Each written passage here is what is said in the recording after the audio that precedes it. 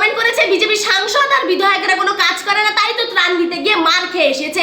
আমি তাদেরকে বলতে চাই, আচ্ছা আমাদের বাংলার বুকে কটা বিজেপির সাংসদ বিধায়ক আছে একটু গুনে দেখুন তো, আর কতগুলো তৃণমূলের বিধায়ক আর সাংসদ রয়েছে একটু গুনে দেখুন, হাতের কর শেষ হয়ে যাবে। কিন্তু তৃণমূলের বিধায়ক আর সাংসদ গোনা আপনাদের শেষ হবে না, এটা আমি একদম 100% গ্যারান্টি দিয়ে বলতে পারি। আজকে আমাদের বাংলার বুকে যদি বলেন বিজেপি সাংসদ বিধায়করা কোনো কাজ করছে না, সে আমি মেনে নিলাম আপনাদেরই কথা যে কোনো কাজ তারা করেনি। টিএমসির এরকম প্রচুর বিধায়ক সাংসদ কিন্তু রয়েছে যারা কিনা শুধুমাত্র নামেই বিধায়ক সাংসদ হয়ে বসে রয়েছে, আর অ্যাকচুয়ালি তারা কোনো কাজ করে না। তার মধ্যে একজনের নাম আমি প্রথমেই বলবো, সেটা হচ্ছে দেব অধিকারী।